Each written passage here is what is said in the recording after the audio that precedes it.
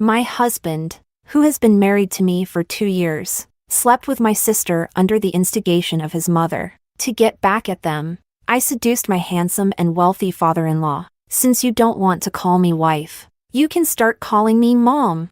Chapter 1. You are just an old hen that can't lay eggs. My mother-in-law screamed at me, pointing at my nose, always acting like a seductive vixen, trying to lure everyone. My son marrying someone like you is the worst luck ever. Get out of here. You're not welcome.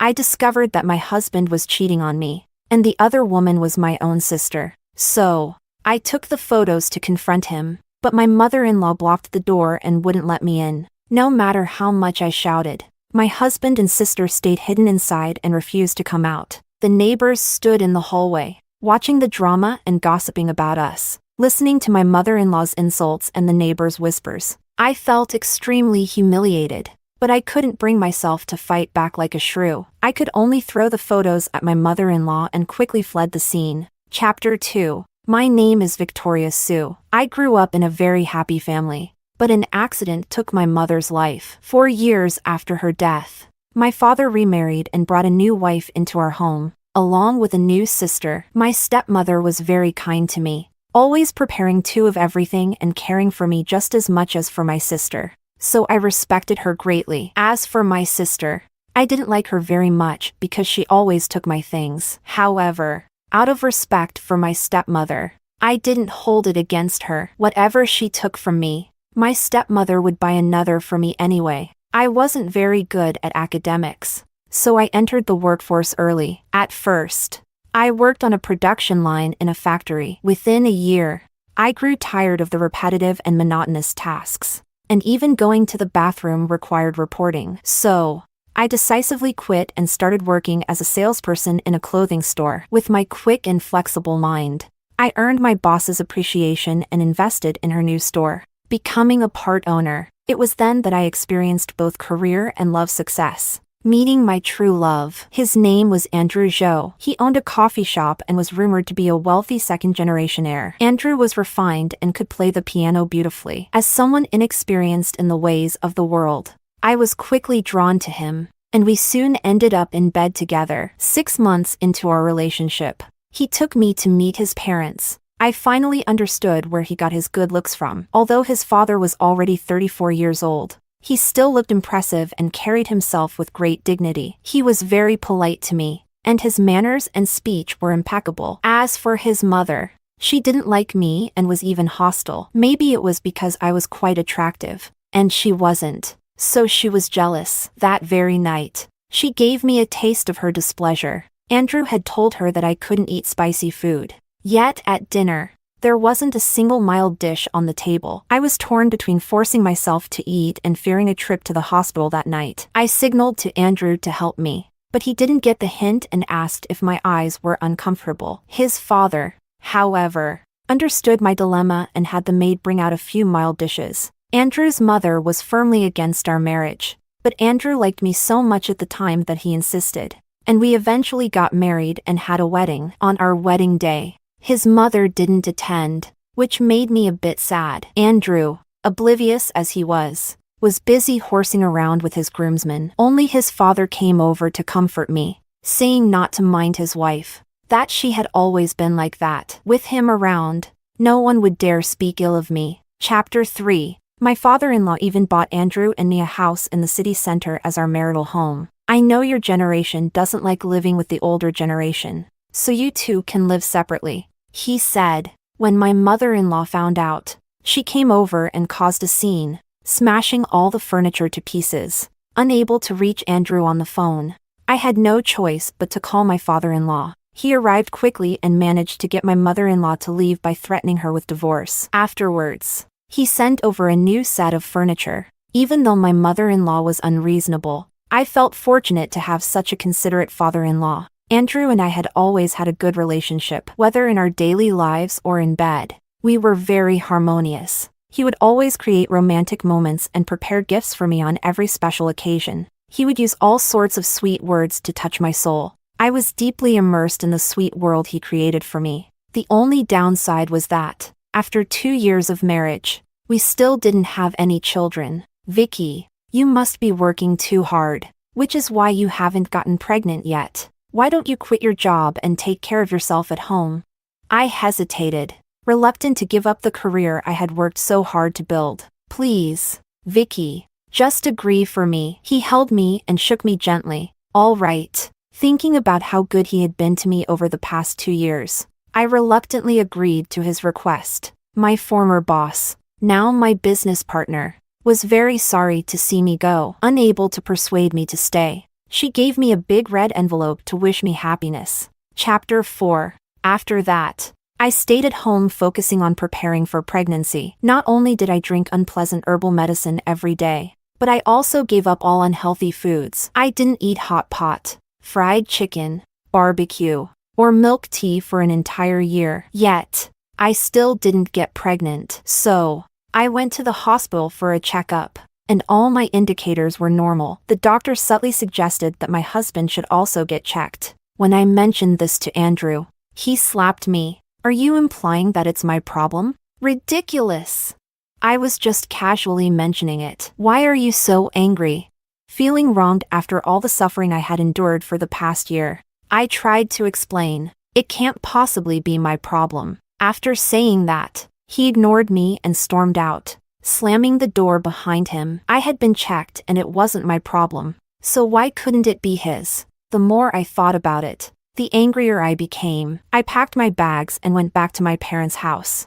I spared Andrew's face and didn't tell them the truth, just saying that we had a disagreement. Seeing the swelling on my face, my father and stepmother knew it wasn't a minor issue. They made a delicious meal to comfort me and then spent half an hour scolding Andrew. That ungrateful brat. You're too good for him. Exactly. He's just a coward who bullies his own family. Everyone knows how wonderful my daughter is, but he doesn't appreciate you, right? We aren't afraid of him. If it comes to it, you can divorce him. Our home is always open to you. My stepmother chimed in. I felt touched, but then an untimely voice interrupted. Mom, Uncle, what if it's actually sister's fault?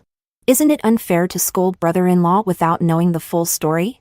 I think brother-in-law is a good person and wouldn't do such a thing. My sister Catherine spoke up for Andrew. What nonsense are you spouting? Eat your food and stay out of adult matters. My stepmother smacked her before I could say anything. Catherine clutched her head in pain, staring at her mother in disbelief. Unfazed, my stepmother calmly said, I raised Vicky. I know her temperament. If she didn't have such a good temper, she would have beaten you long ago with your bossy attitude. Mom, you're being biased. Catherine cried and ran out. I was a bit worried and wanted to check on her, but my stepmother stopped me. Don't worry. She probably went to her friend's house. She's in her rebellious phase now. She runs off whenever she disagrees with us. We're used to it. My father nodded in agreement. Besides, she's been practicing taekwondo since she was little. 3 or 4 men wouldn't be a match for her. She'll be fine. Let's continue eating. My stepmother put some food in my bowl. Eat this.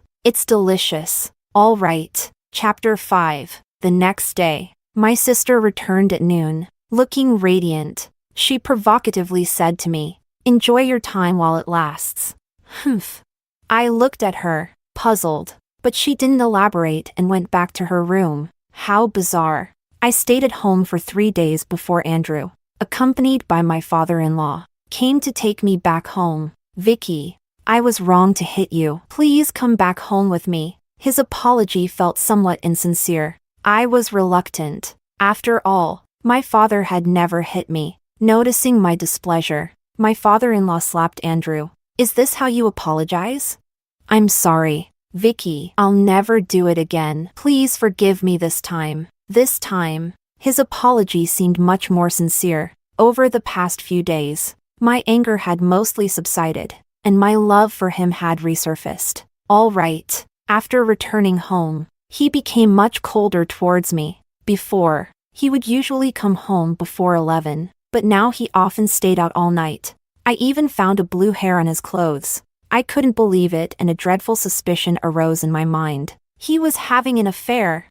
To find out the truth, I hired a private investigator to follow him. Within less than half a month, the investigator reported back. Looking at the photos of him being intimate with another woman, I felt nothing but heartbreak. I recognized the woman, Catherine. My sister was having an affair with my husband. I took the photos to confront Andrew at that house, but my mother-in-law blocked the door. Her venomous words and the mocking glances from the neighbors drove me to flee. After returning home, I packed up all my belongings and moved out, then hired a lawyer to send Andrew the divorce papers. Andrew quickly signed and mailed them back without even making a phone call. I locked myself in a dark room for 10 days.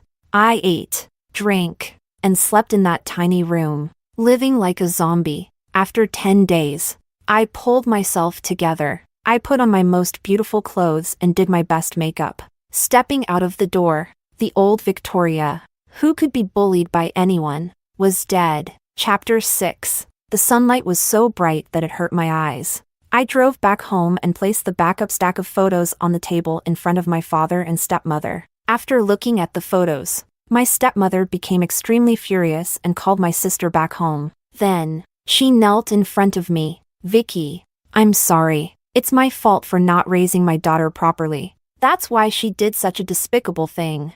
"Auntie, what are you doing? Please get up." I panicked and hurriedly helped her up. "I don't blame you. It's not your fault." "Auntie." My stepmother was already in tears, holding me and crying bitterly. "What have I done to deserve this?" "Mom, why did you call me back?" My sister walked in, looking impatient. Without a word, my stepmother picked up a broomstick and started hitting her. Wherever my sister ran, my stepmother chased her. Neither my father nor I tried to stop her. "Mom, are you crazy?" my sister yelled, cursing. "Don't call me Mom. I don't have a shameless daughter like you. Of all things, you chose to steal someone else's husband. Today, I'm going to discipline you." My sister finally understood and dodged the stick, throwing it to the ground. She then glared at me viciously. "You tattled on me, didn't you? You still think you're in the right? What right do you have to criticize your sister?" My stepmother, now weaponless, slapped her across the face. "Fine. You all are biased towards her, aren't you?" Holding her cheek and crying, my sister said, "From today on, I'm cutting ties with you all. You are no longer my mother. Get out." "Fine. I'll go. Don't ever ask me to come back." With that, she ran out, blocked our contact, and never returned. Not long after, I heard from friends that Andrew and my sister had gotten married. I intended to let it go, but my sister sent me a wedding invitation. Along with the invitation was a provocative text message that chilled my heart again. Chapter 7. It turned out that on the day Andrew hit me, my sister ran into my mother-in-law. My mother-in-law learned from her that Andrew and I had had a disagreement. She then conspired with my sister, taking her back home, and orchestrated her affair with Andrew. My mother-in-law even promised my sister that she would convince Andrew to divorce me and marry her. My sister had always had a crush on Andrew and agreed to the plan without hesitation. Andrew neither agreed nor refused but often stayed overnight at my sister's place. My sister insisted that I attend her wedding to witness her happiness. To this day, I still don't understand what I did to offend my mother-in-law and sister. One of them went to great lengths to force me into a divorce. The other schemed tirelessly to take what was mine. Fine. If you think I'm a pushover, you're wrong, since you two have been so heartless.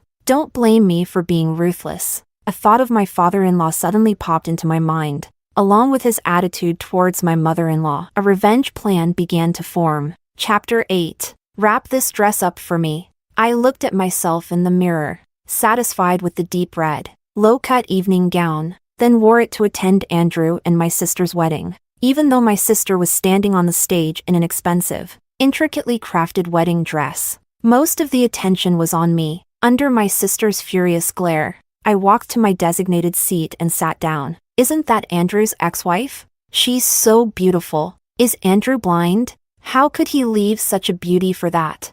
Well, you can't say that. The bride isn't bad looking either, although she's a bit inferior to his ex-wife. Hearing these comments, I couldn't help but smirk as I casually watched the wedding ceremony unfold. The same scene had taken place 2 years ago, and it was still fresh in my mind. I dug my nails into my palm to control my emotions, then turned my gaze to my target. My father-in-law was just as handsome as he was 2 years ago. Time seemed to leave no marks on him. He noticed me and nodded in acknowledgement. I smiled back and raised my glass. After the wedding, I walked up to him and discreetly slipped a note into his pocket. I waited on the rooftop for a long time before he finally arrived. The matter with Andrew. I'm very sorry. I've already cut 2/3 of his living expenses and taken back the house. The first thing he did upon seeing me was to apologize for his son. He also wanted to compensate me. I can transfer the house to your name. I couldn't understand how such a reliable father could have such a despicable son.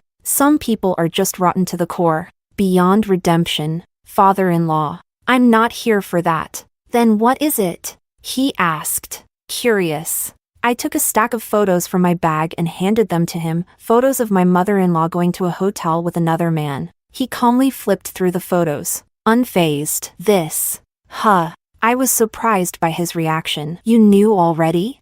He let out a cold laugh. 4 years. Doesn't it bother you? Our marriage has long been dead in name only. We live our own lives. I moved closer to him, tracing circles on his chest. Don't you feel resentful? Always putting up with her? He raised an eyebrow at me. What are you planning? I told him everything my mother-in-law had done. I think the best way to get back at her is to take away what she cares about most. My mother-in-law loves you. Her infidelity is because she couldn't have you. I wrapped my arms around his neck, blowing gently into his ear. Can you help me? You won't lose anything anyway. He was silent for a long time, then sighed and held me as we went into the room downstairs. Chapter 9. After the night passed, my father-in-law leaned against the headboard, smoking a cigarette, while I lay in his arms. I suddenly became curious about how he and my mother-in-law ended up together. He let out a cold laugh, his eyes filled with disdain for her. Through his story, I finally learned about the despicable means she used to trap him. 20 years ago, when my father-in-law was 17, he was a top student at a prestigious high school, with a bright future ahead of him. He was handsome, came from a good family, and was the object of many girls' affections,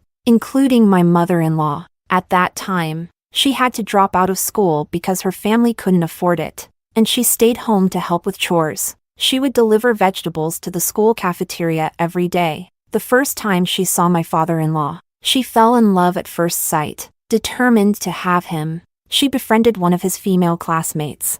At her birthday party, she secretly drugged him and took him back to her house. When he woke up, her family forced him to marry her, threatening to report him to the police if he refused. And so, she married him. But the incident became public, and my father-in-law was expelled from school, subjected to relentless gossip. He despised her deeply and moved out. However, she was lucky enough to get pregnant that time, and the child was Andrew. After Andrew was born, given the social norms of the time against divorce, my father-in-law, persuaded by his family, reluctantly moved back. No matter what, the child was innocent. He was determined to raise Andrew properly, ensuring he wouldn't follow in his mother's footsteps. But my mother-in-law tried the same tactic again, attempting to have another child to secure her position. This happened 2 more times until my father-in-law, enraged, beat her several times, scaring her into stopping. I taught Andrew the right principles from a young age, but he still ended up spoiled by his mother. He said. My father-in-law laughed, but his eyes were filled with bitterness. He only learned how to put on a good appearance, pretending to be a good boy in front of me, while behaving recklessly outside. He also told me that my mother-in-law had let slip a few days ago that Andrew's infidelity wasn't a one-time thing. He would often sneak out to see prostitutes. Last year, one of the prostitutes got pregnant and came to their door. My mother-in-law paid her 200,000 yuan to get an abortion and keep the matter quiet. I had already completely given up on them, my father-in-law said, holding me close and resting his head on my shoulder. But when you came to me yesterday, I saw the courage to fight back in you. I've compromised for over 20 years for the sake of my child and my parents. It's time to fight back, father-in-law. Then let's do this together. Call me Josh. My name is Joshua. All right, Josh. Chapter 10. I suddenly felt a pang of sympathy for the man in front of me, and a strange emotion arose from deep within. What do you want to do? Josh asked me. Josh, You and my mother-in-law only had relations once, right? From what I know of her, that's probably her unresolved obsession. I confidently voiced my speculation. If that's the case, why don't we tie her up and make her watch us in bed? That's quite a wicked idea, Josh said, pinching my cheek. Will it work or not? I pouted, snuggling into his chest. All right, whatever you say. We quickly devised a plan and began to implement it. First, Josh pretended to prepare a birthday surprise for my mother-in-law. He blindfolded her and handcuffed her hands and feet to a chair. I then emerged from the bathroom. My mother-in-law was extremely happy, thinking Josh had finally accepted her and wanted to play some game with her. Honey, what did you prepare for me? Josh sneered. You'll find out soon enough. To our surprise, my mother-in-law began to cry. Honey, you know, I've waited over 20 years for this day. Finally, it's here. Thank you, honey. Seeing her tears, Josh hesitated, feeling he might be going too far. I didn't remind him, waiting for him to make his own choice. In the midst of his hesitation, Josh's phone rang. It was Andrew. I'll go take this call. All right, but hurry back, my mother-in-law said, eager and impatient. When Josh returned, his expression was cold again. He nodded at me and then walked over to my mother-in-law, removing the blindfold from her face. She eagerly awaited the surprise Josh had for her, but then saw me standing nearby. Victoria, what are you doing here?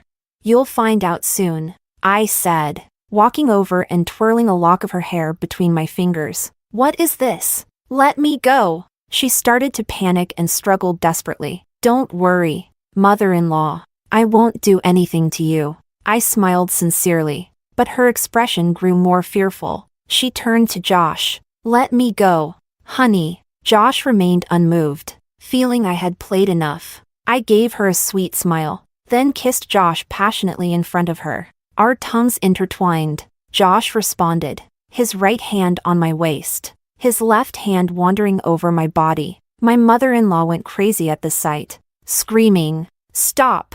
You're insane! Joshua! Victoria! Stop this right now! Joshua! I'm your wife!" Josh's stamina was too much for me, and I started to feel breathless. I pulled away and walked over to my mother-in-law, crouching down and taunting her. Can't handle this already? This is incest. It's perverse. You'll go to jail for this. Mother-in-law, listen to yourself. I'm no longer your daughter-in-law. So how can this be incest? At most, it's just an affair. As for cheating, didn't I learn it from you? I took out the prepared photos and showed them to her one by one. Her face turned pale as she looked at them, shaking her head at Josh. Honey, let me explain. These photos are fake. It's that bitch Victoria slandering me. You must believe me. Slap. I slapped her hard. At this point, you're still trying to throw dirt on me. Fool. Enough. Vicky. No need to waste words on her. Josh pulled me towards the bed. Then, under my mother-in-law's watchful eyes, pushed me down onto the bed strewn with rose petals. Throughout the process, her screams and curses provided a constant backdrop. At first, it was amusing, but eventually, Josh found her too noisy and gagged her with a towel. She could only whimper and cry as she watched us. Chapter 11. Make sure you quickly proceed with the divorce, while she still doesn't have evidence of your affair. Ensure she leaves with nothing. My mother-in-law was so mentally shattered by our act that she coughed up blood and fainted, which gave us a scare since we hadn't intended to cause any real harm. Luckily, after taking her to the hospital, the doctor said it wasn't serious, just a case of agitation, and with proper rest and care, she'd recover. I seized the moment and urged Josh to finalize the divorce, delivering the final blow. By the way, what call did you take that day? I was curious about the call that made him decide so firmly. Andrew called. He was drunk driving and hit someone, needing his mother to bail him out. Oh, losing interest upon realizing it was about Andrew. My mother-in-law didn't want to divorce, so Josh used evidence of her infidelity to take her to court. She tried to counterclaim that Josh and I were having an affair, but without evidence, her claim was dismissed. After a few days of trial, the court ruled her at fault. granting her a divorce with no financial settlement. Initially, I thought my relationship with Josh would end after their divorce. But when the time came, I felt reluctant to let go. Josh felt the same. So we continued our relationship naturally. 3 months after his divorce, I moved in with Josh, officially starting our cohabitation. By the 10th month, our feelings for each other deepened, and he formally proposed to me the next day. We registered our marriage at the Civil Affairs Bureau. My father and stepmother couldn't understand my decision and tried to persuade me to reconsider. Daughter, why marry Joshua? He was your father-in-law. I corrected my father. Ex-father-in-law. Fine. Ex-father-in-law. People will talk. Gossip behind your back. Just like they did about your sister. Haven't you heard enough? I know, but I'm not afraid. I said dismissively. Vicky, are you with him just to get back at Andrew and your sister? My stepmother's voice trembled. I held her hand to reassure her. Auntie, initially, that was part of it. But now I genuinely love Josh. He's gentle, treats me well, respects me, and supports me in pursuing what I love. Life is short. As long as I'm happy, who cares what others think? You've always been strong-willed since childhood. Just don't regret your decision, my father said, giving up on persuading me. My stepmother couldn't say much more on the matter either. We don't expect great achievements from you. We just want you to be happy. No matter what happens, your family will always be your strongest support. Thank you, Dad. Thank you, Auntie. I felt very fortunate to have such loving and supportive parents. Although my first marriage ended poorly, I was fortunate to find someone who truly cared for me. With my parents' support, Josh and I held our wedding ceremony at a 5-star hotel. Since it was a second marriage for both of us, we didn't accept any gifts. We simply wanted to announce our union. As the ceremony proceeded, I sat in a prominent seat, waiting nervously and somewhat excitedly for Andrew and my sister to come and offer tea. Seeing my anxiety, Josh held my hand reassuringly and gave me a look that said, "Don't be nervous." Initially, Andrew and my sister were reluctant to attend the wedding. However, Andrew's coffee shop had always just broken even, and his living expenses were entirely funded by the family. Josh used this as leverage to force them to attend the wedding. Andrew and my sister walked up to us and knelt down. Mom, please have some tea. Mother-in-law, please have some tea. I didn't take the cups but instead signaled the MC with my eyes. The MC understood my hint. You both need to speak up. Say it louder. Could the audience hear that? No. Louder, came the encouraging calls from the audience. Andrew's face turned red, but he didn't dare stand up and leave. He had no choice but to shout, "Mom, please have some tea." Good son. Satisfied, I took the cup and drank, then handed him a prepared red envelope. The MC started encouraging again. What should you say when you receive the red envelope? Thank you, Mom. Andrew's face turned a dark shade of red.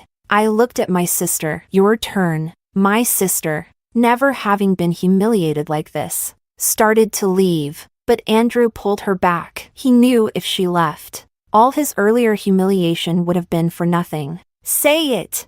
I won't. Tears streamed down her face. I watched the scene unfold with amusement. Not in a hurry. If you don't, I'll divorce you. Andrew, desperate, threatened her. Her expression changed repeatedly as she struggled internally, but she finally picked up the teacup and knelt in front of me. Mother-in-law, please have some tea. Since my stepmother was still in the audience, I didn't make things too difficult for her. I took the tea, drank a sip, and handed her a red envelope. I stood up, assuming the role of the head of the family, and addressed them. From now on, we are one family again. I will do my best to be a good mother, to protect and care for you alongside my husband, and to build a harmonious home together. Good.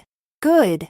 The audience, having enjoyed the drama, erupted in thunderous applause. Chapter 12. As the saying goes, some people can't even get to eat shit while it's still warm. That perfectly described my mother-in-law. By the time she showed up, the audience had already left. The 20 security guards I had arranged weren't even needed. Mom, why are you so late? Andrew went to greet her but was repelled by the stench. standing 2 meters away. I then noticed that my mother-in-law's lower half was wet and covered in a mix of black and brown sludge. "It's over?" my mother-in-law asked begrudgingly, then saw me leaning over the railing on the second floor. She went berserk, running towards me, and I could smell the foul odor emanating from her from a distance. It turned out she had fallen into a cesspit, which explained her late arrival. In a fit of rage, she started flinging the filth from her body at me as she ran. I had to lift my skirt and run towards the elevator. She chased after me, with Andrew and my sister cheering her on. "Run faster! Catch her! Go, Mom! Ha ha ha!" Thankfully, I managed to close the elevator door just in time. I relaxed, squatting down to catch my breath. That madwoman, she really had no shame. Stepping out of the elevator, I hid in a corner and took out my phone to call Josh. "Honey, Vicky, where are you? I'm on the 25th floor. My mother-in-law went crazy. She's been chasing me and throwing filth at me. Please come quickly." "All right.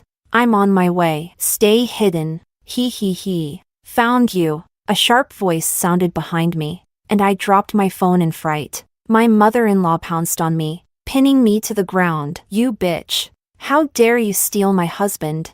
Her filthy hands yanked my hair, pulling it hard. "Aw, let go of me." I cried out in pain but fought back, hitting her face and stomach. She loosened her grip slightly from the pain, and I pushed her away, running towards the elevator. The elevator was still on the first floor, so I dashed towards the stairwell. My beautiful white wedding dress had become a hindrance. Soon, she grabbed my hair again. "Die, you filthy whore." Standing behind me, she shoved me towards the stairs, refusing to give in. I grabbed her hair, pulling her down with me, and then everything went black. Chapter 13. When I woke up again, it was already midnight. I found myself in a hospital room, with a constant pain in my abdomen. Josh was sitting by the bed, holding my hand and resting his head on the edge. My movement woke him up. "Vicky, you're finally awake. Are you okay?"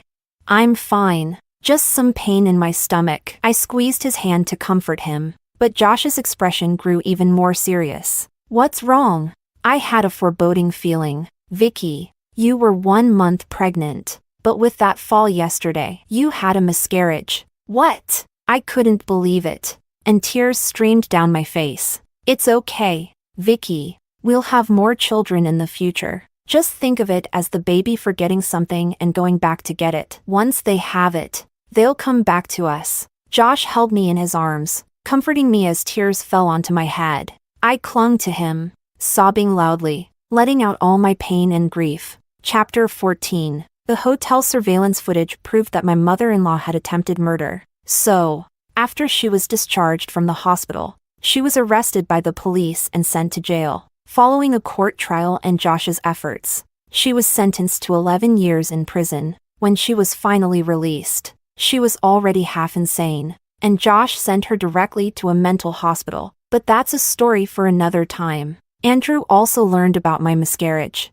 recalling how we had been together for 2 years without children, and now I had been pregnant and then miscarried. He finally faced reality and went to the hospital for a checkup. He found out he had oligoasthenospermia, making it very unlikely for him to get a woman pregnant. Upon returning home, he beat my sister, who then confessed to her infidelity. As a result, they divorced as well, unable to find the father of her child. My sister, pregnant, had no choice but to return to the home she had vowed never to go back to. Despite being disappointed in her, my stepmother, who was her biological mother, had no choice but to care for her. Unfortunately, my sister never truly repented. After giving birth, she stole money from the family and disappeared without a trace, leaving everyone to wonder if she was dead or alive. 5 years later, the police returned with her ashes. It turned out that for the sake of money, she had helped smuggle contraband. When caught, she tried to escape and injured 2 police officers, ultimately being killed in the process. Chapter 15. After the miscarriage, I focused all my energy on my family and career. With Joshua's help, I made a comeback and established my own clothing brand. Within just 3 years, I opened 30 branches nationwide and then became pregnant again. I held the test results and hurried home to share the joy with him. Joshua wasn't home, but Andrew was. Joshua had long ago forbidden him from coming back without reason, and I hadn't seen him for a long time. He looked haggard, appearing 10 years older than his father. Vicky, I was wrong. Let's get back together. I shouldn't have been with your sister. She seduced me. I truly know I was wrong. Only now do I realize you are my true love. Listening to his words made me feel nothing but disgust, and I didn't want to talk to him any longer. I pushed him away and tried to go upstairs, but he forcibly held me. I wanted to break free, but remembering the last incident, I didn't dare use too much force. I had no choice but to use a delaying tactic. Andrew, let go of me first. Otherwise, you'll be in trouble when your father sees this. He hesitated but still didn't want to let go. Listen to me. I actually feel the same way. Really? Andrew was overjoyed and turned me to face him. Of course. Forcing a smile despite my disgust. I took his hand. Go back home first. I'll come see you tomorrow, okay? It's too dangerous here. Andrew hesitated. I couldn't risk angering him, fearing another mishap with my pregnancy. To gain his trust, I kissed his cheek. All right.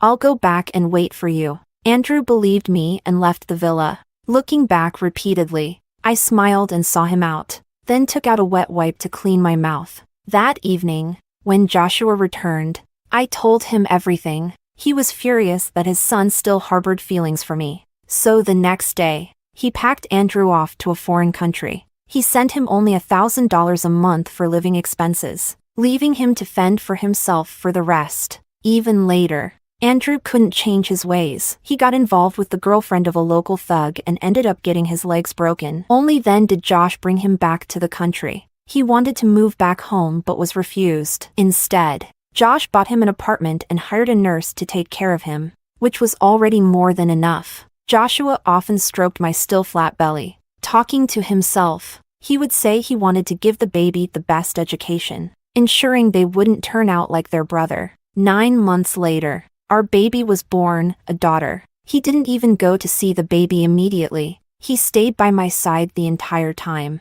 After I was discharged, he couldn't get enough of both me and the baby. He handed over the company affairs to his eldest brother and stayed home, taking care of everything. He washed my hair, cooked postpartum meals, soothed the baby, warmed milk, and changed diapers. Neither my father nor my stepmother could compete with him. Finally, after persistent persuasion, he agreed to return to work. All right, my dear wife, you're the most important. Whatever you say goes. I tied his tie. Smooth talker. Now off you go. Give me a kiss. Mwah.